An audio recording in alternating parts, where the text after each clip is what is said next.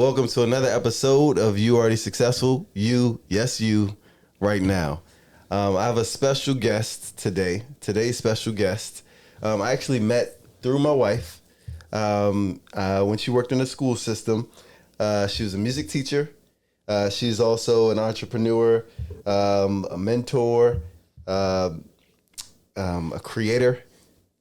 She sings, an artist, and does a bunch of things. A deaconess. I mean, the list goes on and on. I'm talking about Hope Kent. Welcome, Hope Kent, to the show. Yay! Oh, I forgot my clap button. Oh, okay. I clap for myself. I'm clapping for you. Just Thank imagine you. like it's a crowd roaring right now. I see them. I hear them. Thank you. Welcome to the show. Thank you for having me. You're welcome. I mean, this is big. I mean, I've been hearing some feedback like, hey, when you gonna get a woman on the show? And I definitely thought about you. My wife did too. Oh. And we were like, yeah, let's go with Hope. Appreciate so y'all. First woman on the show. So with that said, again, I just ran through a lot. Who is Hope Kent? Who is Hope? Ooh. Well, I'm all of those things that you said. I'm a child of God. Yes. First and foremost. With all of that, I think I'm a connector. Okay. Let me just say that. Let me start it all off with that. And so a lot of those things that I've done in the past, some of them I'm kind of sort of still doing, and I've kind of moved on to other things, but I'm a connector, and I connect people. I connect like situations. So that's who I am. And I'm kind of using that to my benefit as I'm journeying through life now. Much like your wife, I'm no longer with the school system. I had to leave there. Yeah, so why did you have to leave there? Ooh, it was no longer serving me. And look, you're out of it, right? She's out of it too, so nobody can really do nothing to you. No, and I don't think they could have done anything had I still been there. You know what I'm saying? But prior to COVID, I felt like this is no longer where I want to be. And dealing with just so much there. You know, our school in particular, was just a lot going on there, right? But I was tired of carrying that particular weight. Yeah. And by the time I left, I had moved. I started a doctoral program and doing a few other things. And it was like, this isn't for me anymore. I just gotta go. And it probably was less about the kids, right? Oh, because that's when I met you through there. I think you were doing Pearls at the time, which was you were mentoring program, a huge mentoring program. I mean, I still have some of the cigars that I won at your event.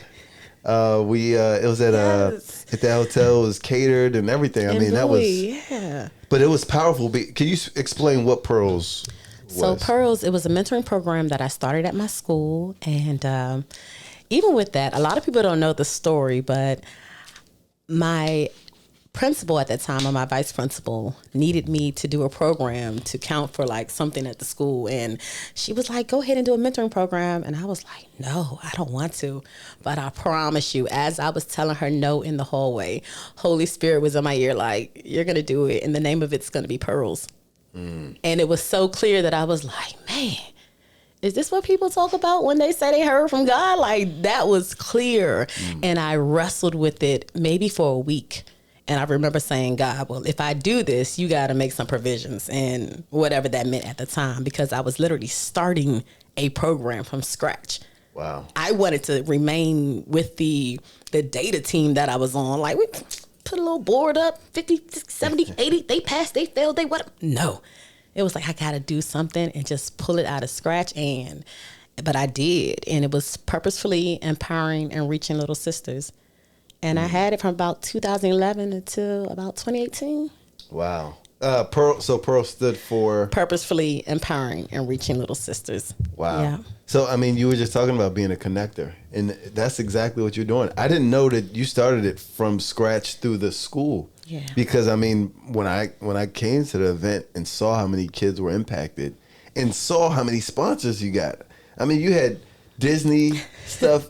You had, I mean, all types of different sponsors. Yeah. Like, how did that work? How did you meet those groups? You know, so It kind of became, once I was just kind of doing the program at my school, and then it became like, yo, this could really be like a nonprofit for real, a 501c3, like, and I really got a board and everything. And then it became, well, if we want these participants or these sponsors, these vendors, we got to let them know we're here. So we just wrote letters and crafted the letter each year to who they need to go to. And I mean, I had a great team, and it was, yeah, I miss it.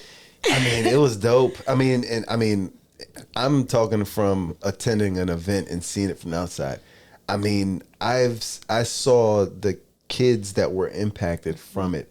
I mean, those stories you're probably still gonna hear now and even into their adulthood. So that was huge, and kudos to you. You touched on something just now that I wanted to revisit briefly.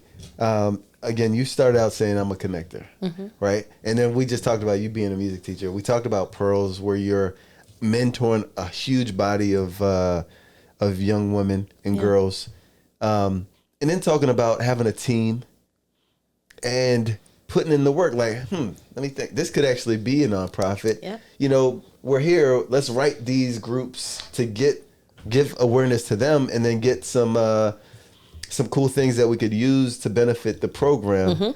Talk about the work behind the scenes, because I think someone may hear connector and think like, oh yeah, I'm a connector too. Like, oh, I can go out and talk to people. But like, there's when you unveil some stuff, there's a lot of stuff connected to that. What is connected to being a connector?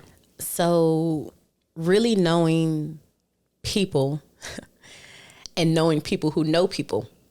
And knowing what they can provide for you in that moment or for a situation. And so weekly, I had to get speakers, right? I had to get speakers every single week. And so I would just make a list. I would create a list. Who do you know? Who would you like to get in front of these girls so they can hear them talk about their experiences, right? And so, people in the government, people who might work at a restaurant, like all of these people that just write them down. And then you're just going to reach out to them. And a lot of these people, if I went to school with them or we were in the same sorority, then it's like, well, okay, let's use that. Or someone else say, well, I went and spoke to the Pearls. I think this would be a good person for you as well. And then building those relationships, because a lot of connecting, you can know something about somebody, but do you have the access to them? Or access to someone else who has access to them, right? What kind of relationships have you built over the years? And as I look back, I'm like, I built a lot of relationships. Wow. Like I know a lot of people, or there are people who know me through someone else. And so now it's like, all right, let's tap into that for real. That's good. I mean, all right, you just said a bunch. I'm going to unpack some. Okay. Like, one, you have to, because I imagine it wasn't always comfortable, right? You kind of got to move out of it, because even to embrace the challenge is uncomfortable. Yeah. And then when you do that, you have to understand, like, what's the mission and what's the big picture? Because you have to know that to then know who best to reach out to for that mission that's going to benefit the program, ultimately the kids and the people and everyone involved. But then when you have to know how to reach them and who to reach them through. And then when you reach them, you have to know and be the right you have to have the right approach and have done all of the homework to get them in that limited amount of time and space. So like there's quite a few different things connected to it. Talk to me about how to reach someone that you've connected, and how to approach someone, and how to have a conversation with someone, and be successful in that conversation. Okay, well, when it concerned the Pearls, at a certain point I said, well, let me just go ahead and write a letter, right? So this template is what I'm going to send out to everybody. So they'll initially get that, and then after that, it's, well, let's just see what they say back. And for me, at a certain point, especially working with the Pearls and asking so much, no's were expected in some cases. Now, I probably got more no's from reaching out to sponsors and vendors for the tea than I got for speakers.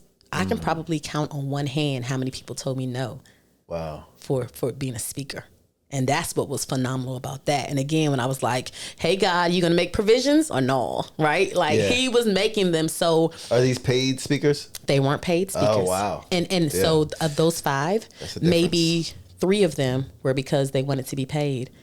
And I was like, we're not, there's no money here. And so, you know, even the speakers who came to the tea, they were never paid, right? We gave them, you know, what we could give them if it was a gift or something, but they understood the assignment. And so if someone came back and said, oh, I don't know what I would speak about. I've never spoken in front of kids before. And I say, well, actually, you could speak about X, Y, and Z. I can kind of help you kind of plot something out. But on my end, it would be saying to my pearls, hey, so we do have a speaker coming. And we're going to practice, you know, listening and engaging with somebody. And then, you know, you can think of a few questions in your head, but make sure you're not repeating or asking a question that they've already answered. So now we're practicing active listening, right? We're helping the speaker, right? It was two sides of it. I'm starting to sweat now. Make sure I don't ask the same No, question. you'll be cool because I probably forget. I'm like, I don't know how you asked that, Roland. I don't know. I'm playing. But it's interesting because you understood the assignment.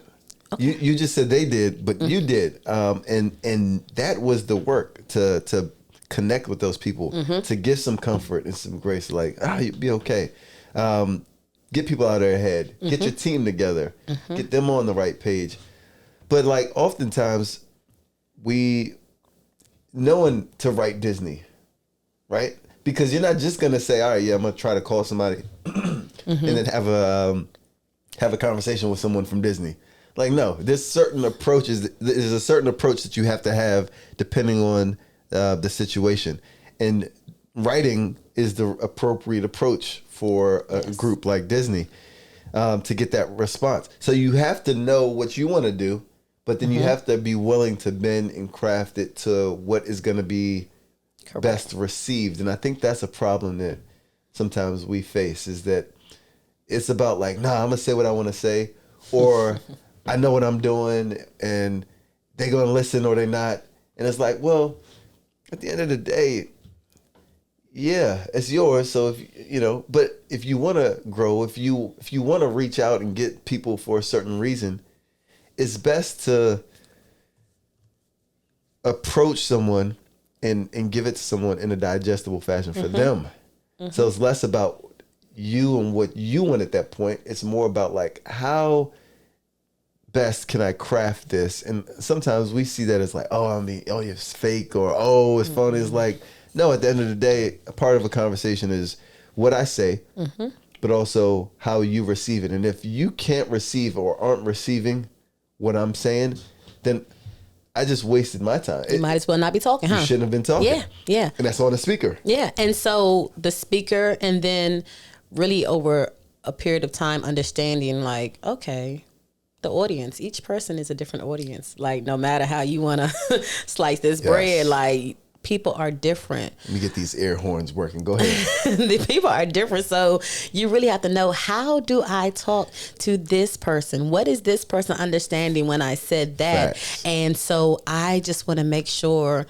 Now, it didn't work out immediately that way. I mean, I still do have that relationship with people, right? I'm able to approach them, but as time went on, as the years went on, I got better with it, right? So even, let's say, like with the Disney, even if you had a letter, you still had to make sure that you were reaching out to Disney at the appropriate time of the year, right? Because they could have said, we've already given away all our donations for the year. So then I write a little note to myself and say, all right, next year, if you want Disney, go at them by such and such time, right? So you begin to kind of see that. Even when I was working on, let's say, even getting a bus list together for my students, it was like, all right, so what are we doing? We got to make sure this sheet is together, or Excel sheet. It was Excel at that time. Getting that together, pulling that information. So that means in order to have this information to get them a bus, I have to have them registered before such and such time. So all of this stuff was backing up to before school even started, right? My mind was like, this is what I'm doing. It's that futuristic thinking, right? Yeah. That vision, that planning. That homework. That homework. Because what you just said, you had to know when it's best for Disney to get it. But a lot of times, sometimes what we do is like, man, I'm gonna send the thing, and when I send it, and if it happens, it happens. Well, it's like, well, why not set yourself up for success if it just means sending the same thing? I had this conversation with someone, and we're gonna talk about you as a content creator as well. But I had this conversation with a friend. It was like, oh yeah, I just put stuff out. You should just put it out. And it was like, well, if you spend time making some content, I don't care or watch the likes and all of that stuff. But if I have a message, and if it's something that I believe is a strong message, I want it to reach the most people. So I'm more so looking at views than likes.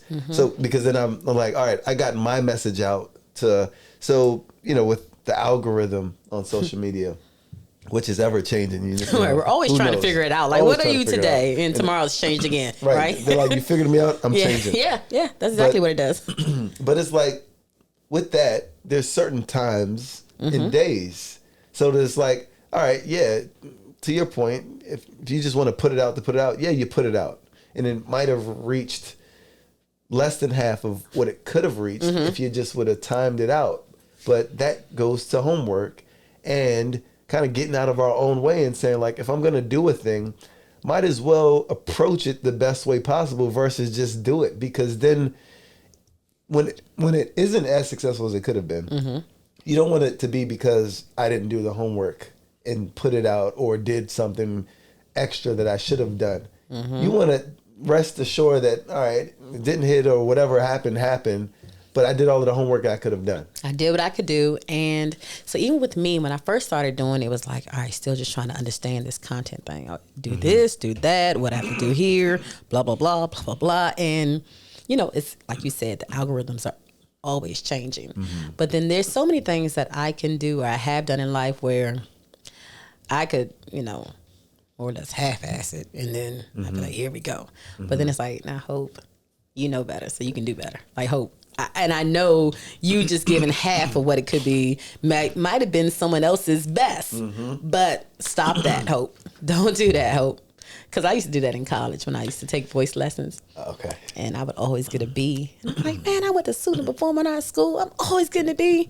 Yeah. And then one semester I got an A. She was like, but you earned that A. And I was like, but it was still better.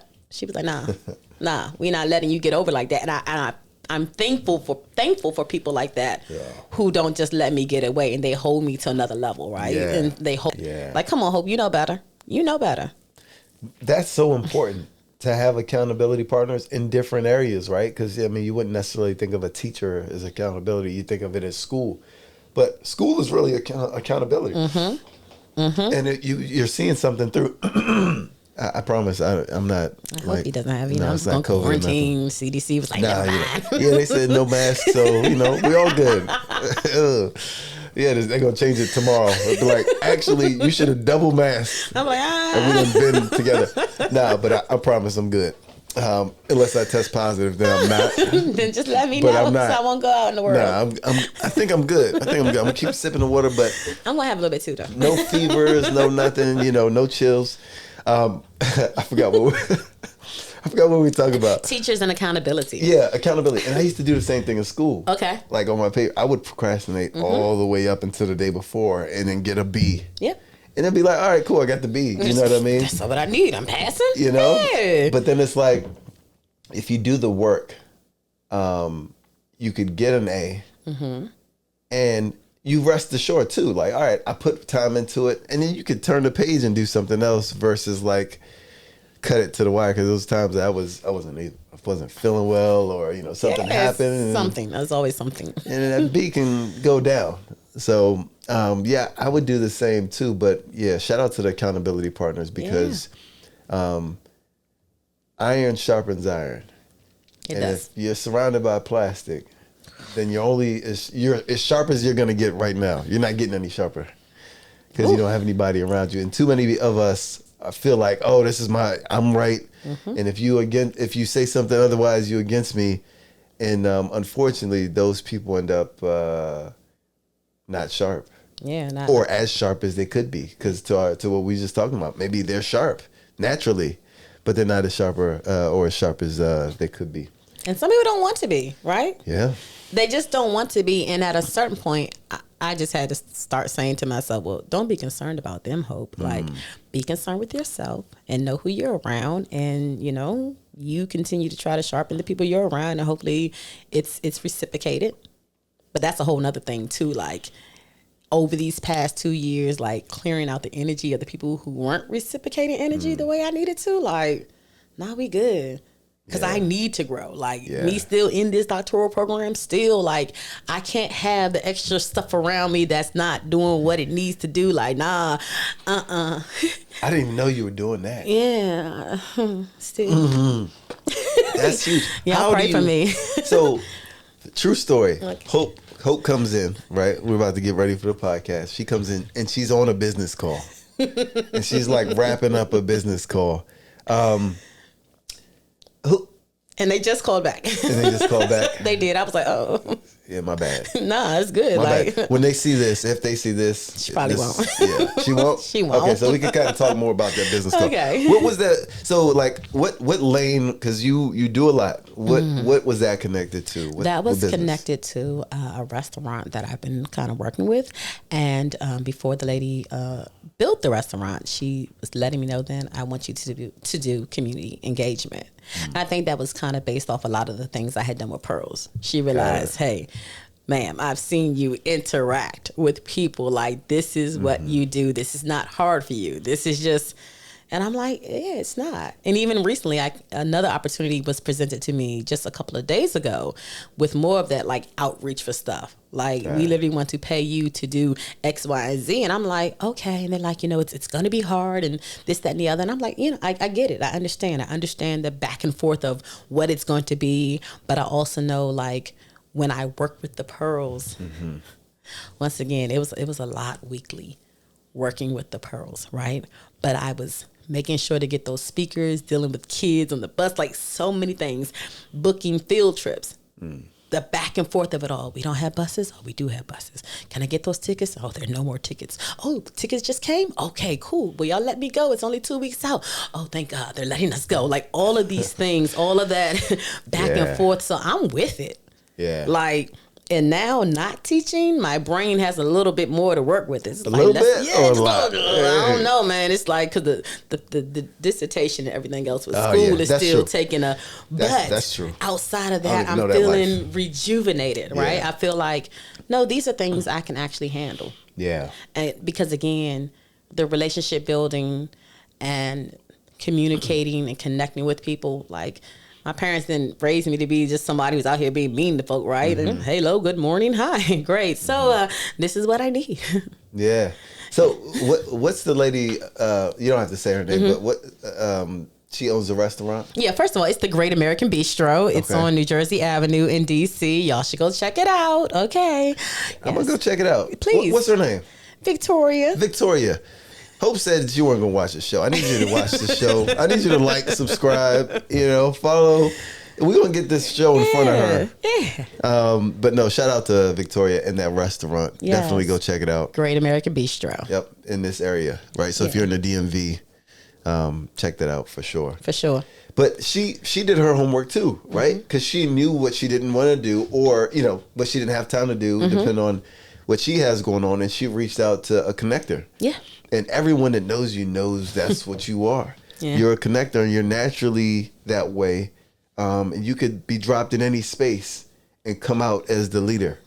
So, like, shout out to you. Thank you. Speaking of that, you also connect, like, comedians with other...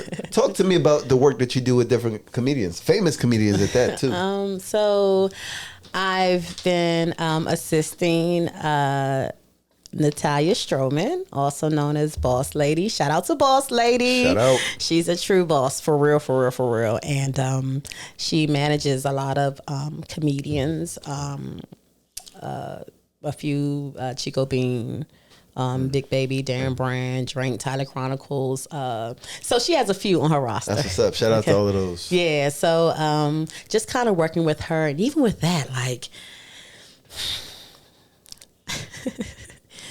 when you think of that phrase, shooting your shot, like, that was me in her DMs. Okay, let's talk about it. Even last year when Chico Bean came to MGM, I was in her DMs like, hey, see y'all going to be at the MGM on such and such date. Can I come and shadow you? Like, I'm trying to learn. I'm trying to know about this life, right? Whoa, hold on. You just said something.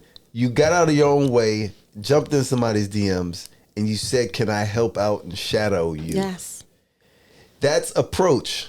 Because you're not just gonna jump into somebody's DMs and try to act all cool like, hey, yeah, I'm Hope. You know what I'm saying? I done did some stuff like, how much you gonna pay me? Like, you gotta be a student and you gotta have that right approach in order to take the next step. You have to humble yourself. You gotta humble yourself. Period. You gotta humble yourself. Period. Humble yourself. I got the air horns working. That's now. real. You gotta humble yourself. You have to humble yourself, and then beyond humbling yourself, it's like. So, I mean, I'm an AKA. I pledged at Morgan State, Spring 02. Shout out to the AKAs, like, Morgan State, Alpha Delta.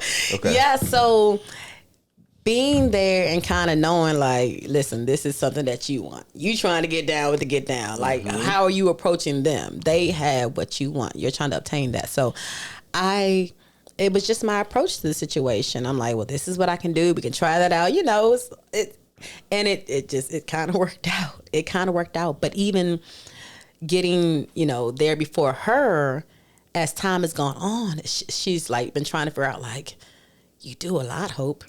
There's so many things you do. And I have to figure out where exactly how to put you, what would work best in this situation. And that's kind of been me all my life. Like, hey, I had, as they say, jack of all trades, master of none. But I think I'm good at a lot of things. Yeah. And so it's just like, how can these different people utilize me now? In this season, the connecting and the scheduling and the assisting, like, I like that vibe. When I was growing up, I wanted to be a secretary and a background singer. Like, that was what I wanted to do. Hey, look, I no shade here because I wanted to be a vacuum man. Then I found out, that was a janitor. No offense to the janitors because Yeah. But yeah, that's what I wanted to be. So, dreams change, but they do. But then they kind of circle back around. But then they circle back. Right. And look, I'm vacuuming. I'm the vacuum man in the house. I'm still vacuum man. And I'm assisting, and I sing at church and other places. So it's kind of like, it's so weird it was crazy when I think about it. Like, we want to do things. We have these desires, right? But then it's like, all right, our plans, God's plans, and then how are we gonna get out of this wilderness experience, right? And I still could be in it, but it's a little more clear now. And again, really deciding, Hope, where do you want to put your energy now? And I was betting on myself. For real. It's like you're betting on yourself, but then you're still coming with this humble approach. But you're like, these things got to line up. Like, something has to work. Something has to work. Yeah, so talk to me about being uncomfortable. And this is a plug. I'm just, teaser, or was it spoiler alert? This is a plug. Talk to me about being uncomfortable, because naturally, to start and do all of the things that you've done, from teaching to pearls to, and this is just a few, right? To jumping in DMs, to writing Disney, different things like that. It's uncomfortable. Yeah. And you kind of have to get out of your own way to even start. Talk to me about some of that. And what did you do to kind of face some of that, to get started and push you to say, you know what, I'm gonna send this DM? So at a certain point, everything just kind of goes, it's this one phrase in the back of my head. All they can say is no. Facts. All they can say is no. I think of like guys and how many times they would shoot their shot when they were younger, right? They just got good with it. See a girl in the mall. They could pull up on 20 girls, right? Hoping to get at least 5 numbers by the end of the day, right? It's a numbers game, right? Facts. So first, Why you say guys though? Like, girls don't do that? I mean, from my experience at my grown age. No, we're not talking about your grown age. We're just talking about life. It was just like it just in general. I would see more we're not guys. Shade the guys, the it's guys probably were shooting their shot. Do you think more guys? Do you think more girls reach out than guys? Like, no, they shouldn't. That was partly a joke, but then also Okay. just kind of taking up for the guys watching. Okay, Like, but hold take on, out for them. you gonna let her talk about us shooting a shot? Like does she know? But you are 100% right. Let me talk to the camera. So, guys, I'm not just trying to get on you. I'm sure there are ladies too, because it's a whole lot going on out there now. Nah, it's guys. Okay. It's guys. You right. But to your point, like, you gotta shoot. You I'm gonna mess up the saying now. It's like you'll miss 100% of the shots that you don't take. Correct. And if you look at Kobe, rest in peace, Kobe. R.I.P. Growing up, I was a LeBron fan. Okay. My other friends were the Kobe fans, so we always like had bad stuff to say about each other's side. So shout out to Kobe and rest in peace. But what I always used to use in defense and say about Kobe is like, well, yeah, he scored 50 points, but he put up like 60 shots to get to 50 points. But at the end of the day, the stat sheet is that he scored 50 points. Nobody's looking at like his percentage. Ultimately, Yeah. they look at that stuff. But he scored 50 points. It doesn't matter the amount of shots, and the more shots you put up, the higher your percentage to end up with more points. To your point, and a lot of times we are so worried about the breakdown that we don't even put a shot up, and then we end up with little to no points. To nothing. We never even put a shot up, so we didn't even give ourselves a chance to score if we never even put the shot in the air. And so even if you do brick, right? Try again. You learn, right? like, oh, maybe I put too much on that. Let me put a little bit less. So there's lessons. There are lessons. And development that you get from putting the shots up. So it's really even not a loss when you miss, because then it's a teacher about like, all right, that's a little too strong on that one. Oh, that was an air ball. Let me put a little bit more on it. But a lot of times we want to wait and say like, I'm going to put off the perfect shot and it's going to be all net. And then it's like you overthink, and then you end up not putting the shot up or as many as you could have.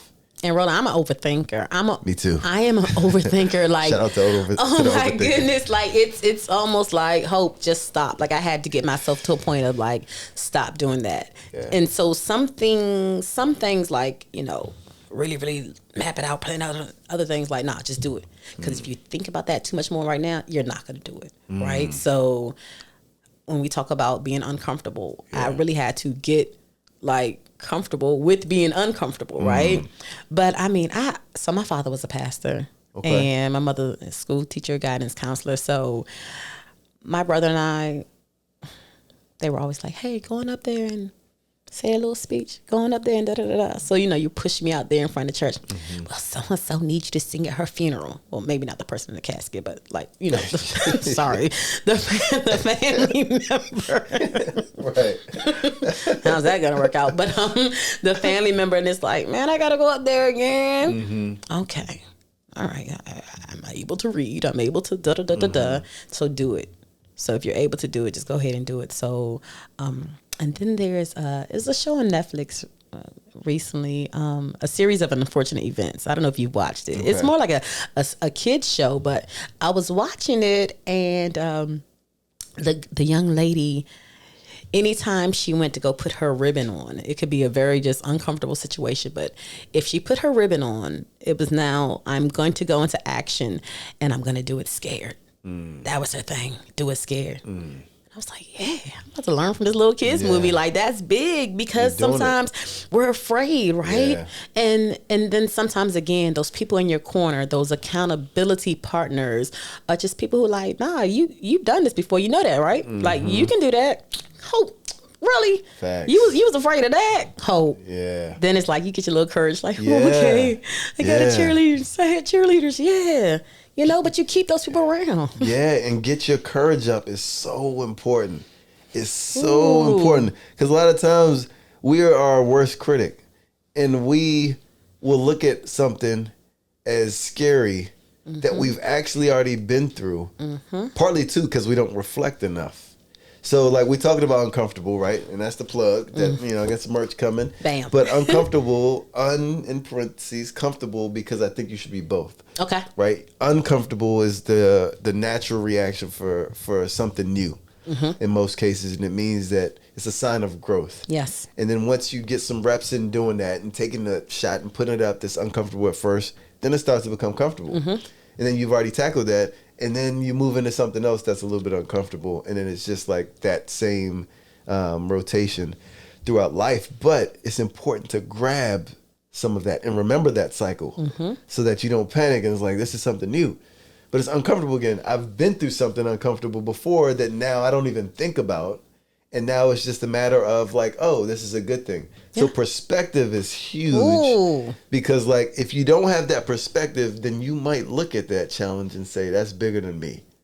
But if you look at that challenge and say like, this is an opportunity and these feelings are natural, that actually this might be a really good thing and a sign not to scare me away, but to keep pressing towards it. It's gonna build me. It's gonna help me grow. Help you grow. And but that's also changing mindset, right? That perception, that mindset. And again, if I'm not reading certain things every day or talking to certain people or listening to certain things, like some of those things wouldn't feed into me, right? I wouldn't be hearing them. I wouldn't be taking it in. I wouldn't capture and grasp to that. Yeah. So it's very important what you're hearing, what's being fed into you. Yeah. Because it's the closest people to you. So what are the closest people to you feeding? If you go through your recent contacts right now and look at who is on there, assess each of them. Like, what are they feeding you? And are they pouring in or adding, or are they subtracting and withdrawing? Because I think if you find that more than half is subtracting and withdrawing and not adding, then that could be part of the problem with getting to the next level. We already naturally have those thoughts ourselves in our head. If people around you closest to you are feeding those thoughts, then it's doing the reverse of what you said. It's not pushing you forward. It's like, oh yeah, you're right. You confirmed the thought that I had. Let me chill out. Yeah. And a lot of times for me, looking back, that was the biggest thing I had to do, is let those people go. Let them go. I sound like Moses. He's talking about church. Let my people go. And, so I had to let them. I had to let those people go, man. And they weren't all bad people, but they weren't for me, and they weren't benefiting me. And when my circle got a little bit smaller, things got easier and better, and I got further. So the perspective, though, I don't want to overlook that because that's so important too, as well as your circle internally. But wait, let's linger in the circle really quickly, because I had a conversation with someone before some years ago about friends. And I was like, how many different stuff? Hey. Sorry, that just hit me. So, or even the song where they talk about no new friends, right? I'm like, nah, some of y'all need some new friends, right? Because some of the friends that you have, they are not pouring into you. They're not helping you along. And some of those friends are just maybe people you partied with at the club when you were in college, right? Or right after high school. So there's that. And maybe they got a lot of your secrets, right? They know where all the bodies are buried. But beyond that, it's like you don't really need to be around them. But if a person who is ready to grow sits there and thinks about something, it really might come down to, man, I don't need to be around those people. But those my people. Yeah. Those are my, like, that's who I know. If I separate from them, who am I going to have? Or what's going to happen? But then that's uncomfortable too. That's uncomfortable. But when we talking about, like, I'm not a selfish person, but in that regard, that's where I had to become selfish for self. Like, I've done a lot for many people. Hold on. You had to become selfish for self. Yes, that's a bar. Have you ever thought about getting involved in the stock market?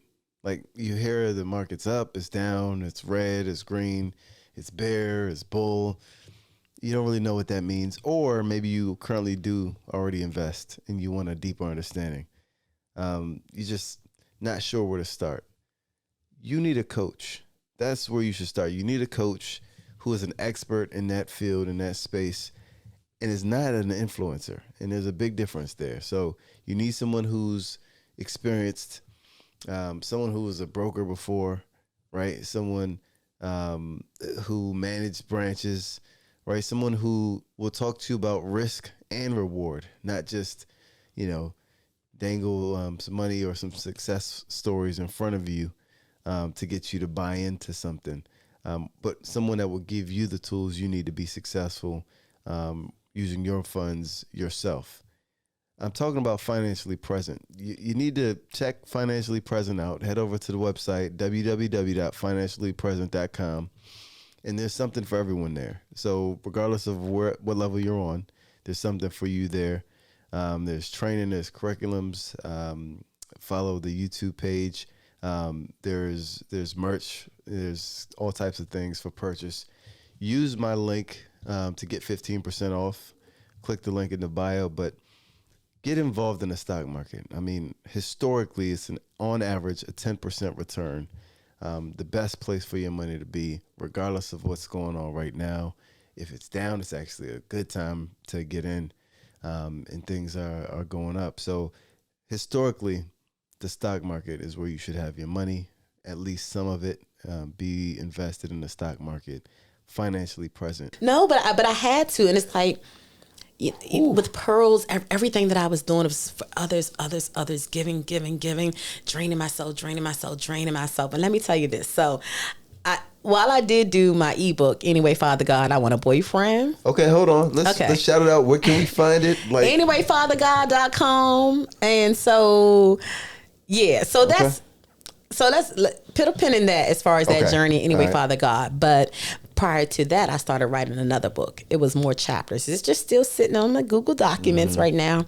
And one of the chapters was about flowers. So I would buy myself flowers because I was like, let me start waiting on some man to buy me some flowers. And let me buy my own flowers. So I would get them home, cut them up. And then I would have like the three little vases, three of them, and a big one. Lost vases, I don't know. Vase times three. Vase times three. That's it right there. So I would cut them and I would fill the smaller ones first. And then whatever was left over, I would put into the big vase. And then one day I was like, Hope, what are you doing? What are you doing? Why are you pouring into these first before the big one? This is literally a reflection of your life. And while it may seem cool, it's not. Wow. So then after that, I was like, no. Fill this one up first. And then whatever is left over, that's for y'all. The overflow's for y'all, right? So then when that clicked, when that part clicked, it was like, okay, now did it instantly change and I was on it. No. But at least with the flowers, that representation, that visual illustration for me, sometimes you really have to see it for yourself. And it's like, wow, am I really doing this? This is crazy. That's some jewel. That's a jewel. Like, you got to give yourself flowers first. Give yourself flowers first. We're giving away our flowers to people less important than us. And then we don't have enough to produce for those people. So in a way, we are hurting them by not giving ourselves flowers and nurturing ourselves first. That resonates a lot with me. I mean, that's part of why I had to let some people go. That's also like, when it comes down to it, and these are really important jewels. I hope y'all catching them that Hope is throwing at y'all. Really, when it comes down to it, and your back is against the wall, and you have 1,000,001 things going on, and you're just feeling that weight and being pressed, you can't afford to give other people less important than you and those closest to you, any of you, right? It's important that they get the what's left. Because then what we typically do, and it's something I'm still working on, we show up for work, we giving people that we are strangers to us, right? We know them through professionally, we're giving them the best of us. The best. And then the people that we're doing everything for and that's closest to us, they're getting like the angry, short, you know what I mean? And and including ourselves. So even dialing it in again, like me, you know what I mean? I'm giving myself a little sleep. And I'm working to death and kind of entertaining and helping and trying to figure out some stuff for different people, including family. And then at the end of the day, you're not taking care of yourself. And that's a way to harm yourself, which then harms everyone that you're trying to help. So, like, that's a really important bar, like, in Jewel, to take care of yourself first, give yourself flowers first, it's selfish, but it's also, what's the opposite of selfish? First of all, it's just necessary. I mean, at this point, it's just. What's the opposite of selfish though? Not being selfish, unselfish. Unselfish. I don't know. That's the word. That is the word. Let me pull up Webster. So it's selfish, but thinking about what you're doing for your group and community is actually unselfish. So we should think about that differently when we're talking about doing for you first. It seems selfish, but it's actually unselfish to those closest to you. Because I'm still going to do for others, right? But now it's just the order is reversed.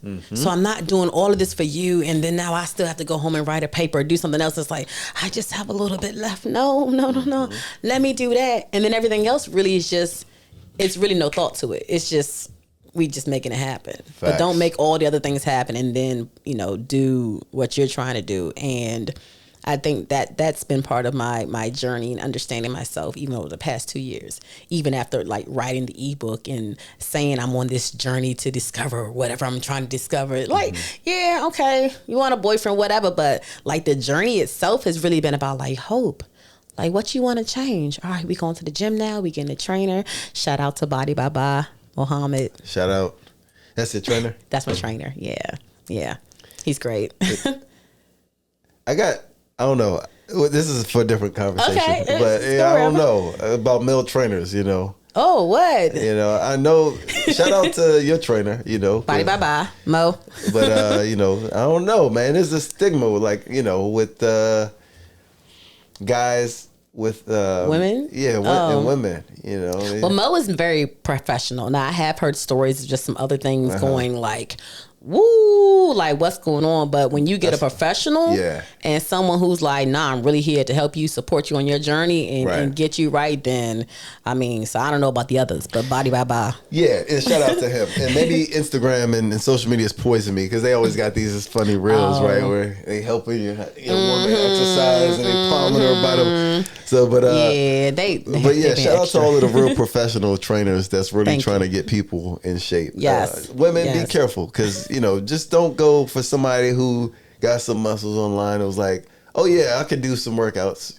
Go with the professionals, right? Like, who's gonna give you a meal plan and other things? See, really checking in on you, right? That's how he knows, bro. He got meal plans. He ain't just trying to meet you at the gym. He has guides. It's like he has guides. So get you a real trainer. Yes. Sorry, I took us off track. No, that's fine. It's all in the scope of everything that I'm talking about. But when just again becoming more selfish and pouring into myself. So that was all right. Let's go to the gym, and then your thoughts begin to kind of clear up, and mentally you're like, okay.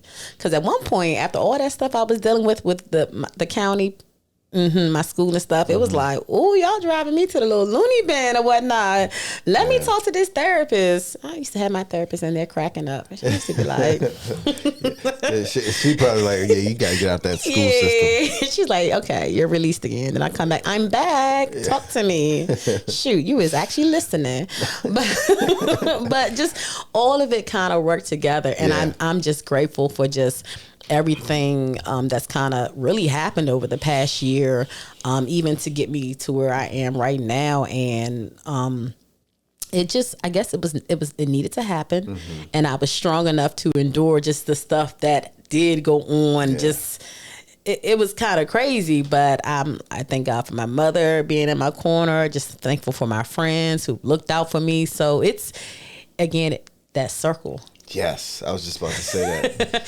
That circle. Like when it gets down to it, you got to take care of yourself and feed yourself. Otherwise, you can't make it through those tough storms.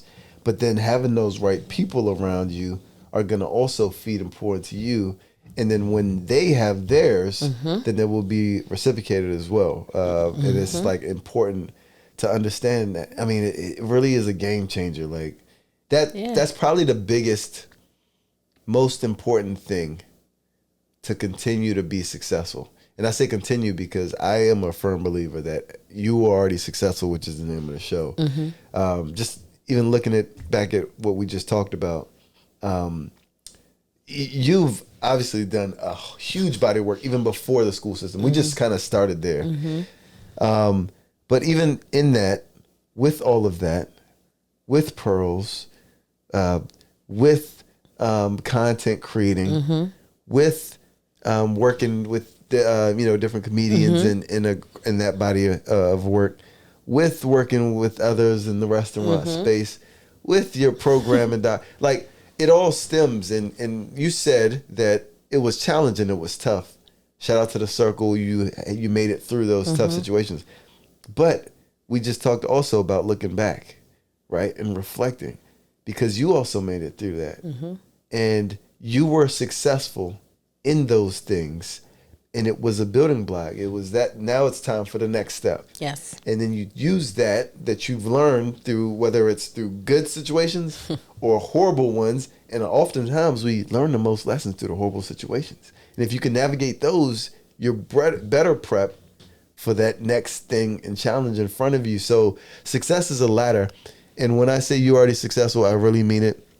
Look and think about, it has nothing to do with money, first off. Right. Look and think about your situation, which you've made it through, the challenges you faced and overcame or are still overcoming.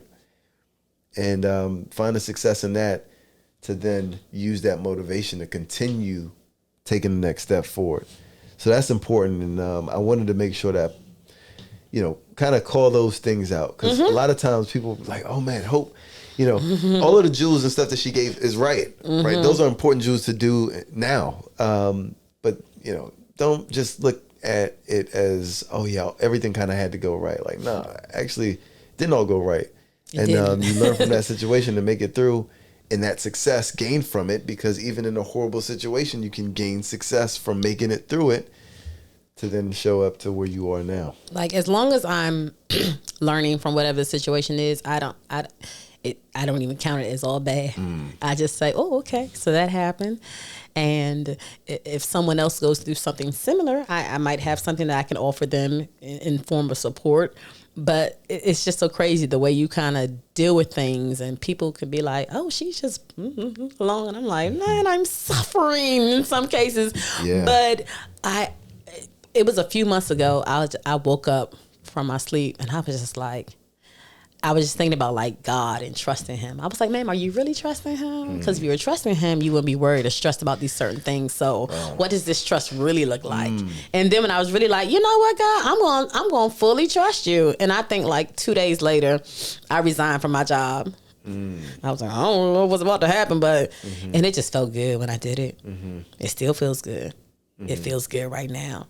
But then it's like, while you're waiting for something else to happen, you need to be working. Ooh, say that. Oh, say that. Say that. While you are waiting, need to be working. Because a lot of times we want to just be like, I'm trusting God, so I'm done with this. And God, you're going to send me something on my lap. That's important. Yeah, because that begins to talk about then the trust and the faith, right? And the faith without works. Like, I'm like, nah, I'm sitting here for so I'm a content creator. That's what I'm calling myself. So create your own content, even if you don't have it for someone else. But then little opportunities will pop up. Oh, we need you to do this. How y'all know about me? Okay, cool. I'll do that. And I like little projects I can just attach myself to for like 2 weeks to a month. That's best for me. And then move on to something else. Yeah, but you could have also said like, oh, there's a little project. No, I'm waiting on God. But nah, you work. Taking that. Because that's the thing. A lot of times we have in mind what the next thing is. So we're not really waiting on God. We're kind of waiting on us. But then it's like, if you're just waiting, then God can't do nothing with that. You gotta reach. You gotta work. Like be you doing said. something. Yeah. And so, even you sitting there applying for jobs. All right, that one didn't come through. I'm still over here. I'm going to do this. I'm going to do this. Like, and things, they just come. God provides. And I'm like, okay, I have that opportunity now. I have that. Let me keep doing. Well, content right now could just be you going to the gym, because you're going in either way, right? You're going. Get that content. Switch some things up.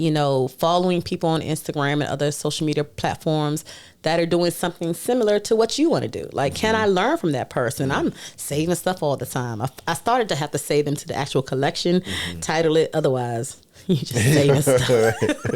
It's just there in this vault. But save flowers and give yourself flowers first. Yeah. But don't be afraid to give flowers. Oh. Sometimes that's what hurts us. Like, it's not a problem if that person is doing what you want to do at a higher level. Give them their flowers. You can DM somebody and you can be in a better situation, or even just follow them and learn from what they're doing. Like the ego, like you said, and the pride is a problem for us oftentimes. It's okay to give people their flowers. It's okay for them to be better or bigger than where you are. Like you'll get further embracing that. Yes. You won't carry that hate on you. Because that hate, it weighs a lot of people down. It's hate. And it's hate for no reason. For no reason. There's some people now, like when I go into petty mode though, like when I used to do my quotes, like There's I think I had, oh my goodness. We're going to talk about this. I try to like leave her just like stay over there, Hope, because you know, when we go back to that circle and the friends, you can begin to think like, yo, I'm always sharing their stuff. I'm always doing for them, but they're not really ever doing for me. But if you start to think on those things, maybe like in a relationship and a marriage, like we're not going to sit here and keep tally, right, of the this, that, and the other, because that could just lead down a wrong path. But at a certain point, sometimes you do need to kind of say, now, wait a minute, wait a minute. Look at my energy. Look at your energy. Yes. I can use this energy for someone else. It's so many people who I've never met in person who share my posts. I share their posts, right? It's just social media love. And it's so genuine. We can be in the DMs chatting, on the main page, just sharing, because at the end of the day, I do want to see other people succeed, especially Black people, right? Like, and especially the Black people that I see putting in the work. I'm like, yo, I know what it took to get that. You didn't just pop those pictures and videos into the reels. Yeah. You went to another app and you did some things. You put the slow motion on there. I see you. I see you. You put the overlay on you there. put the, come on. Yeah. You're working out here. Let me share that. And even if it's not all of that, just because I know what they're trying to share, whatever their content is, like, you know what, people need to hear this, people need to see this. And it could be a mom talking about something. Keeley, shout out to Keeley. It's like she's always putting stuff about her business and her just daily journey as a mom. And I'm like, I love this. I love this. I'm not a mom, I'm not a wife, but something about what she's doing resonates with me, and I want someone else to see it, so I share it. But it's free. Yeah. It's free to hit free to hit the share button. But like you said too, you appreciate the work. Some people put the work in and know it, and then if you're looking at it wrong, then you are envious. Then if you look at it right through that lens, like, wait, I know how much work it takes to do that. Like, let me praise and give some flowers and some grace, and that gets you further. I also want to touch on something that I wrote down. So, like you said too, kind of you were sitting on some books that you had. I also have, like, in my phone for like 8, close to probably 10 years. I'm big on quotes. Okay. So I like save a bunch of the quotes, and I always said I was going to come out with a book called Quotes of Transparency. And now here we are in 2022, when reels and all that stuff is a thing. So essentially what I'm going to do is basically just turn those quotes into reels. Okay. But that wasn't the point I was going to make, and where I was going is that there was the importance. There's something I wrote down. It was the importance of communicating. Really, it goes back to communication. And a lot of times where there's disappointment, whether it's in a relationship or whatever it is, friendship, whatever it is unvoiced thoughts and feelings.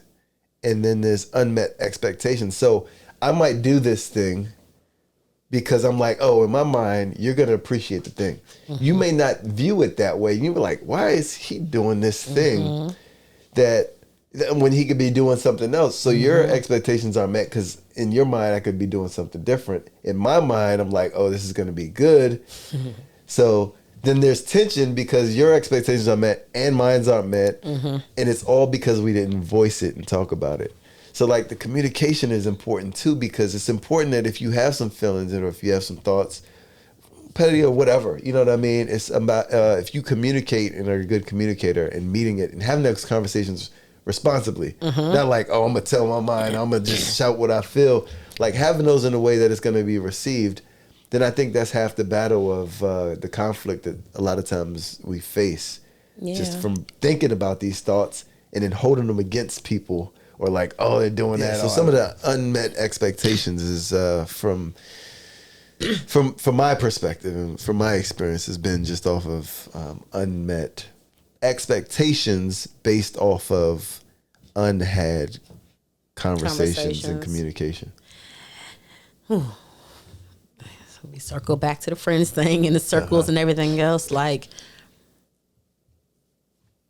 how you maybe or were communicating with those friends. Like what was the level of conversation? How deep did it go? Where a lot of your communication surfaced. So if you were sitting at a surface level with your communication with your group of friends and it never went too deep, when it is time to like have something that appears deep, people are going at you like it's conflict. Are we in an argument? It's like, this is not an argument. Right. I just really have this question and can you answer it? Like we should be able to communicate. Again, it's uncomfortable. Yeah, it's uncomfortable. It's uncomfortable, but when you can find friends who you like have this level of, in some ways, transparency with, like, is it worth rocking this ship to get to that level? Like, if I really need to go there, then we need to go there.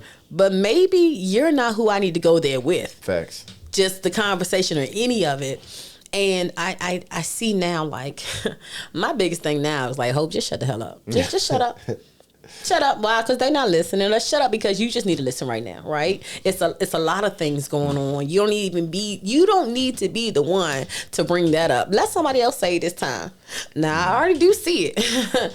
I'm just going to shift over here. I'm going to actually just exit stage left. I don't even need to be here anymore. But it's so many people now. You have to say now, if I have this conversation, will they be able to receive it? Are they at a point in level and growth where they are? I don't know. So you brought up something too. You said sometimes you need to shut up so that you aren't the one or that we aren't the ones saying it. But then also you said, I might need to shut up because I might need to hear something. I need to listen. And that is tough too. And a lot of times most times it's about like, I'm going to say what I have to say and forget who it burns or how it feels. Like, I'm going to say what I have to say, and I'm not trying to listen. Even if we say we are trying to listen, because I'm guilty of that too. Like, yeah, let me listen. But I'm like, all right, cool. I already got a response to that. But it's important to listen.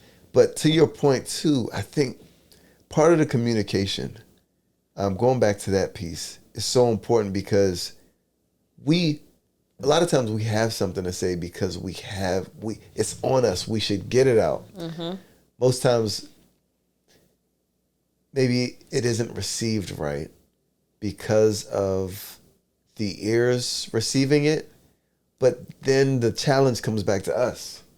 Yes. And it boils down to who's important. Because I'm a big fan of like, if you're not important enough to me, like I'm not about to waste my energy and get worked up. So there's certain people that I would sit in the conversation and go back and forth with to try to get them to understand it. So with that being a prerequisite, first I got to care enough to even sit in the conversation. Because I don't care enough. It's like, okay, you feel that way? All right, cool. We're just going, 2 + 2 is 7? Sure, it is. Right. You think walking off the bridge, you're going to fly? Buzz Lightyear style? Hey, listen, go forward. Because I'm not going to argue with you. I'm not going to take my energy. I'm not going to tussle with you people, okay? Exactly. But, man. But if you care, that being a prerequisite, then, okay, this person you've already made in your mind, like, this person is worth understanding what I'm trying to say. Yes. So if there is a flare-up, if there's some tension, all right, cool. Like, they're not getting what I'm trying to give. And I'm trying to give it to them for a reason because they deserve it. But they aren't hearing what I'm giving. So what can I do to better make it better received? And that's tough. Even with our loved ones. It is. It's tough. It is, but You know, because so one of my favorite singers is Chrisette Michelle, and I like the song by her, Shout out. Blame It On Me, right? We're going to send this to her DMs. Yeah, send it to her. But, you know, blame it on me, say it's my fault. Sometimes I'll just say, you know what, I'll take the blame. What did I do wrong? I apologize. Let's move on. I'm trying to just get us out of here. And that's me. And then another thing over these past 2 years, because like, I mean, a lot of times I'm right about a lot of things. Okay, I'm just going to say that. I'm right about a lot of things. But sometimes people don't care that you're right, because it's how are you letting them know that you're right? Or what are you saying to them? So I've been practicing just like even shaping and forming my words so that people can digest it. But again, it's like, is this a person even it's even worth doing that for, right? Yeah. Because it's still so many people who talk to me sideways sometimes, like, what's going on here? I'm never come at you like that unless we just, you know, but it's so weird. But again, you can't focus on other people per se. Yeah. It's just like at the end of the day, Hope, this is you, right? You want to be heard. What are you going to do? And for a while, men... Oh, here you go again. I'm sorry, right, but for a while. See, I don't know how you interact with men or other black men, but sometimes this like type A, I know everything, alpha male spirit comes on and they're just loud. And you're like, so because you getting loud with me, you think you're right about what you're talking about? You're not. Yeah, and I'll go. So I'll speak to that some, but I'm gonna pull the guys out of it and just make it a people thing. Okay, because it really is a people thing. No, guys mostly do it too. Yeah, but one of the guilty of it too. I mean, you just was like, yeah, I'm right all the time. You just said that. I mean, I said I'm right a lot. I am right. But listen, but here's the thing about it. I really think about. I'm weighing a whole lot before I even speak, right? So sometimes when I start to think about something, I can't always give a yes or no answer because I'm just really evaluating like so many things. So like when I'm reading sheet music and I'm reading the treble clef and the bass clef, and then I got to read the words, the lyrics in between, like that's my brain. It's literally like registering like that. So what you mean? I just want to bring all of these things into the discussion so we can make an informed decision, right? Yeah. And I'm making all of that within 60 seconds in my mind, like, yo, this is probably the play. This is the play right here. And let me be clear. From knowing you as long as I have, you are right a lot of times. Here's what I say. Okay. People, when you have people that feel they are right, and I'm not saying you feel you're right, because like I said, I've seen most times you are right. But just people in general, if you take two people that feel they're right, it comes back to care for me. Because one, if we're having a conversation and we're in some type of relationship, whether it's a friendship or whatever or more, I care about you to a certain degree, or I'm not even in that conversation or having that debate. So prerequisite check. Okay. Sometimes it's not even about being right, because then it's like the saying of like, win the battle and lose the war. You know what I'm saying? Sometimes it's about like, I know I'm right. But like you said too, maybe this isn't the time to kind of speak on it or shove it or throw it. And maybe it's a matter of meeting that person where they are, not because I'm wrong or I'm second guessing the thought, but maybe the approach is different now, going back to approach, where then it comes and rubs that person in a different way, even though it ends up at the same route that it was going to go if it was like, nah, this is it because I'm right. And I think handling those things are tricky and hard, but necessary. Because sometimes you're just there to plant the seed, right? Right. And that was big for me too. It was like learning that, and that's whole biblical, right? I'm gonna plant, somebody else is gonna water, but God's gonna give the increase. So when you think about it like that, maybe you don't need to put all that energy into anything but planting the seed. You know what? Yeah. Hey, and I want you to be able to receive it. I need that seed to kind of sink in, and you're not just like, spit it out. No. Because somebody's going to come and water it later on. So I need it to be embedded enough. So I'm not going to sit there and go back and forth about religious things. Like, I'm just going to live my life. This is what I'm doing. Like, no. But that's good because, like, a lot of times, especially today, we want it instant. We want to be right, and we don't just want to be right. We want you to see that I was right now.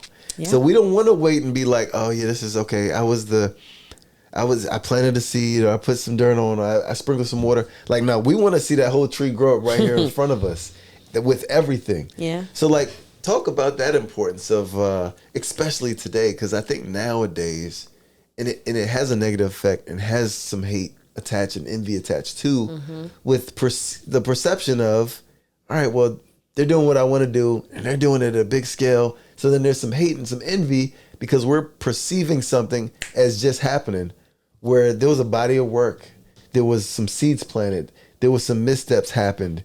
This is a huge thing that worked over time, and one, it's important to know that, to detach from that envy. But then two, it's important to know that in those conversations one-on-one, to know like, look, I need to dial it back. I don't have to prove that person wrong, or prove that I'm right now. Yeah. You know, so even going back to being that connector, I'm sometimes actually searching to say, like, I know this didn't happen overnight for them. No one's success story really does happen overnight. If you really read and listen to what they've been saying over time, and it's like, you know what? I value that. And it's probably going to be the same thing for me. So when I like pop out on something, you know, Hope's been... Well, you already done popped out.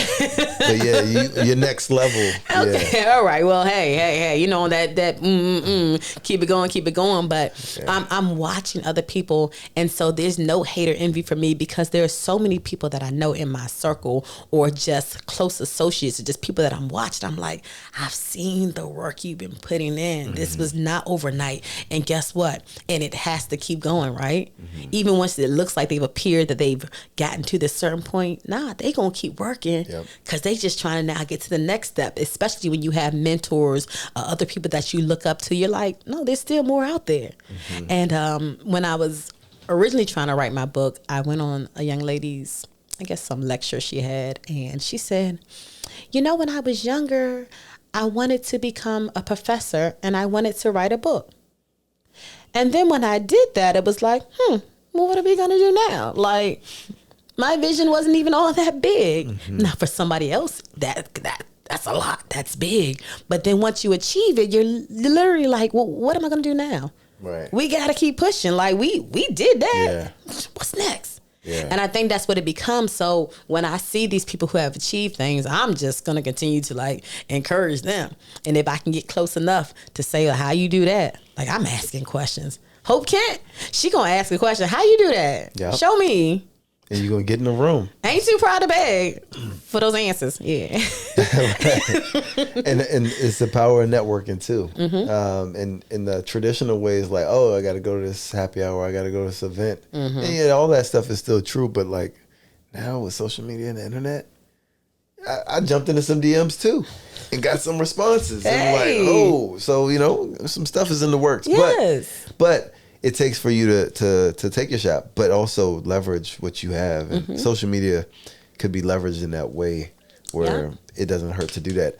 But in those conversations as well, where we want to be right, we want to prove we're right instantly, it's important just to dial back. Remember the big picture. Let's not ruin a relationship and lose the war because we want to win this battle. And in any relationship, that's helpful. It's tough because it's like, who's going to do that first? Or is this always being done by one side and not the other? Because then that could further create some tension. So it's not a perfect situation if it's not handled with if the other person isn't mature enough or sees it that way.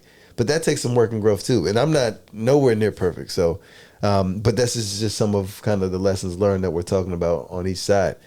And that's why I applaud people who are in marriages, like, well, just relationships in general, but marriages, I'm like, man, y'all really gotta, okay. Yeah, you together. Yeah. And it is sweet. So that's the thing too. When it's the right person and mature enough, right? Because this is all assuming that you're marrying somebody who, you know, after you've gotten to know that this is worth pouring into. Right. Right. So when you get married, assuming that you've done all of the work and pre-stuff, then you know you got somebody that could see it that way. Okay. You know you got somebody who's on your side. And that's something that I heard a counselor shout out to. It was like a good word to use in conflict or a debate is that we're on the same team.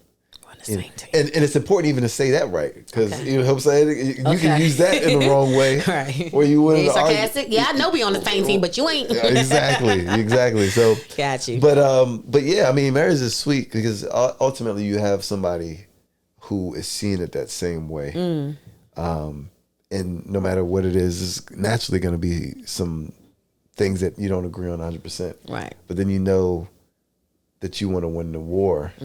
So then you don't get distracted by like the battle about like, oh, I'm right. So, I mean, you know, again, I'm not perfect. I'm 5 years in though, you know what I'm saying? Shout out to y'all. 5 years in though. Shout out to wifey. But yeah, I mean, there's a lot of Jews there. Coming back to you, I guess, final take, like what would you say to someone that is looking at hope like, wow, now they know hope even better and all of the stuff that you have done and are doing. And they're looking at you like, wow, oh my gosh, you had it so sweet and you're where you are now. Like what advice would you give somebody who is faced with some challenges, who needs some encouragement, who might have hit a door and thinks that means like, no.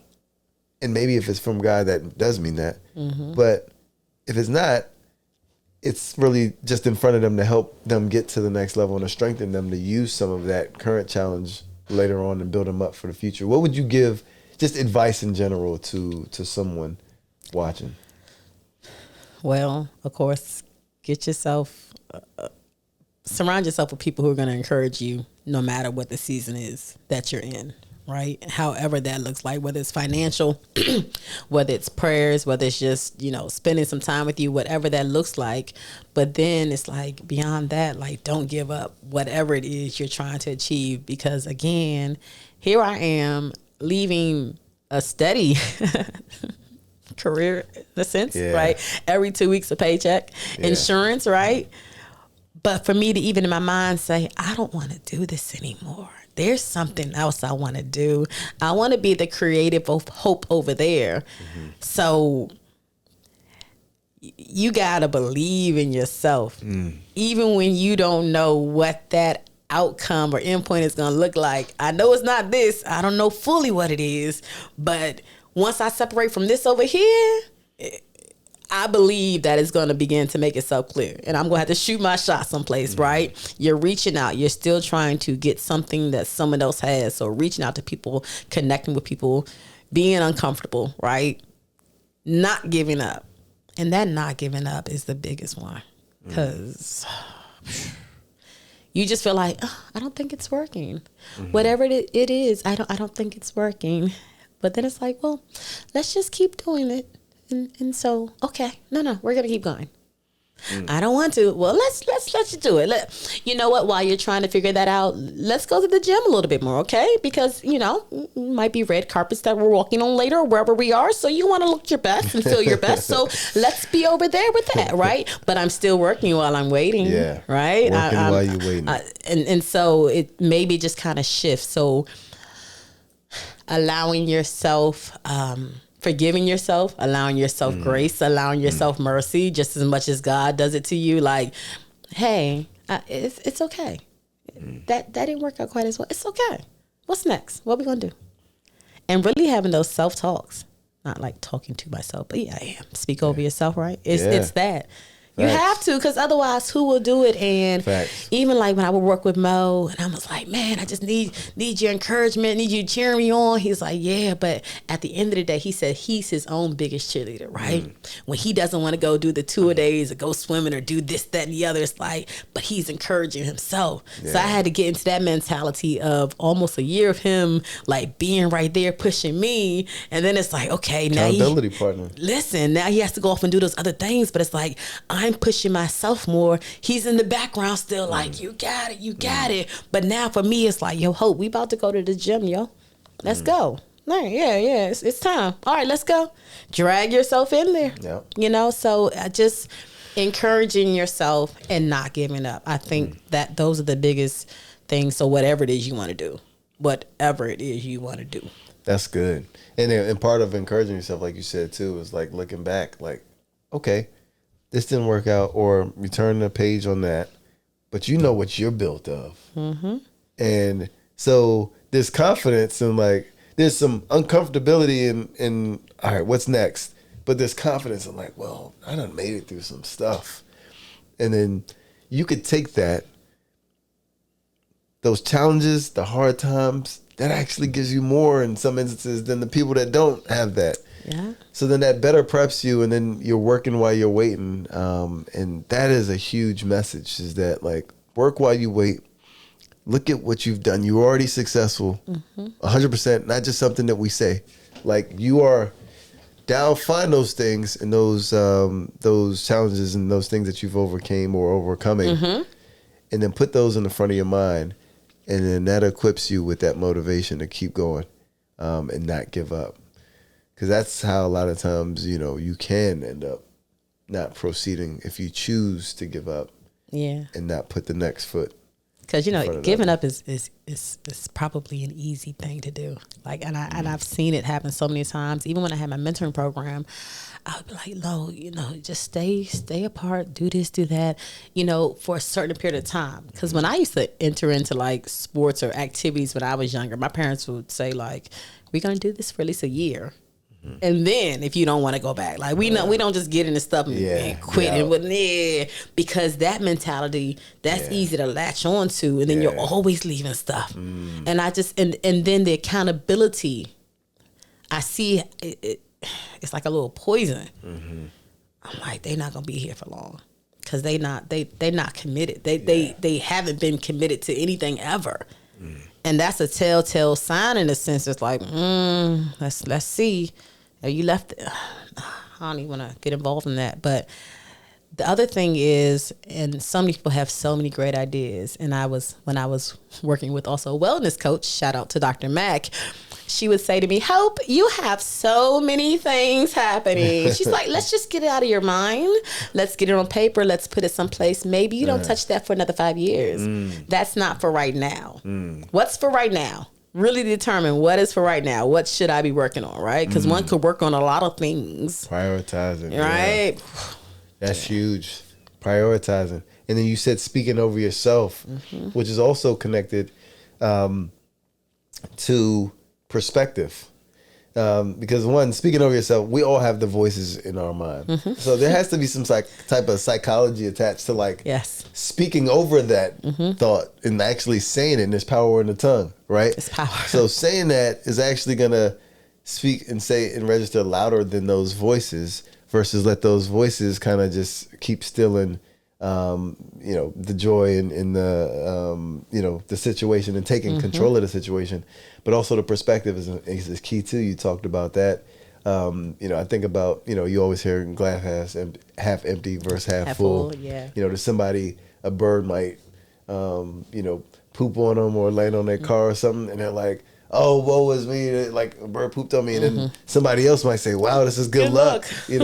So it's just all down to perspective. And a lot of times, if we fix that and we speak over ourselves, right, and walk with God and right, trust God, like you said, then all of a sudden, here's a new uncomfortable situation. But we've been uncomfortable before, and then we got comfortable, and then we also have trusted, and then we also have the perspective, like, okay, this doesn't mean the world is over. It just means that this is a new challenge, and I've seen this happen before. I've seen God work before. Yes. I've been through this exercise, this muscle before.